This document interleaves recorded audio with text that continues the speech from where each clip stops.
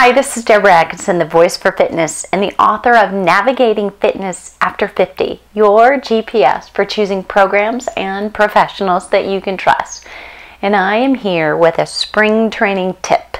So no matter what time of year it is, it's always a good time to check in with what you're doing for exercise. So if you can relate to this, it's like management of any other system. Your exercise routine is kind of a system. And we all get system slippage now and then, which means we have great intentions, say New Year's Day or New Year's Eve. And, by the end of March, that first quarter's gone by and your exercise routine doesn't quite look like you had envisioned it. Or maybe you don't quite look like you envisioned it, and so your motivation is waning just a little bit. So it's time to do a check-in. So we're well past March right now as I'm creating this video, but you may be watching it in November, and it's no matter. The point is, as an older adult, you really need to exercise like an athlete. And here's what I mean by that. So I'm talking particularly about cardiovascular exercise. We get in the routine and the habit of doing the same thing most of the days of the week that we go into exercise.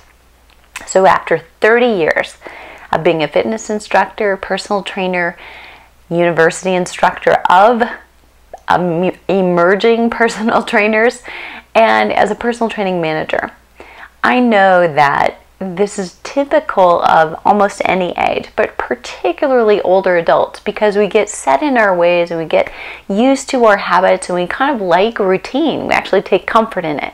This is one of those instances where you need to shake things up. So it's not only great for your memory, but it's going to be great for your body. So let's talk about 3 different kinds of workouts that you need to incorporate in every week that you exercise. The first one is a longer day, slower, lower in intensity. You're not going to be breathing as hard, but you're going to possibly exercise for what you think is long. That might be for you 30 minutes. 30 might be a lot if you're just starting out. Maybe that's 60 minutes. Maybe you're used to hiking much longer than that. But you have to decide what's long for you. And you're only going to do that 1 day a week. So it's long and it's slower. It's actually great for recovery, but the strenuous part is the duration of the exercise. That's one down. The second one is more of an interval training type of exercise. We're hearing a lot about that right now, and it's called HIIT, or high intensity interval training. Now, is it safe for older adults? Yes, if you choose the mode appropriately. And if you apply high intensity relative to what you're doing now. So if you walk into a class that's high intensity interval training, thinking, okay, I was just told it's okay for me to do this, and it starts with jumping jacks, and you haven't jumped in years, that would be a mistake. So we want to keep the impact appropriate. So if you don't need to do high impact exercise, more clearly you need not to, then you can do your high intensity intervals on a bicycle. You can do them in a swimming pool, whether you actually are swimming or you're on your feet. You can do them on an elliptical trainer or on a treadmill, and a number of other ways. So the key is you're either going to go faster for short periods of time, or you're going to increase intensity and maintain the same speed. On a treadmill, for instance, you might be going a moderate or light speed, but change your incline for a short period of time. And then alternate higher intensities with periods of recovery so that you feel your heart rate come back down and know that you could do that again. You might start out doing 3 sets after a warm-up of high intensity and recovery, high intensity recovery, high intensity recovery, and a cool down.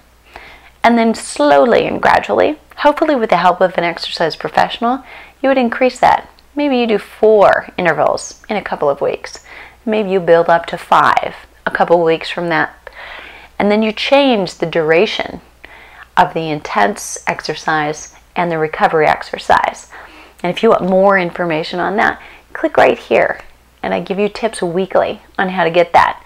So that's 2 types of cardiovascular exercise down. The third one is this. We call it a tempo type of a day. If we're runners, that means something to us. And if you've never been a runner, never wanted to be a runner, that doesn't mean very much to you. So what tempo is we talked about low intensity and longer endurance. We also talked about higher intensity with lower recovery. But tempo comes somewhere in between. So it's not as comfortable as low or slow endurance days. It's not as uncomfortable as that short duration high intensity, but it's probably less comfortable than you want to be normally.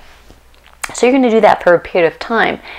The idea with each one of these is that in some way that exercise is overloading your body. The whole purpose is right now you're at a homeostasis, kind of a resting spot.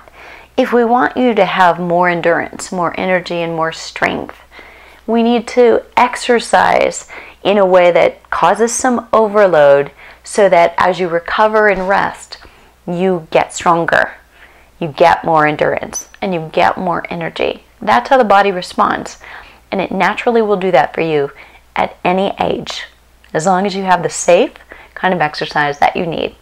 So click right here so I can share with you the safest ways to actively age. I'll see you there.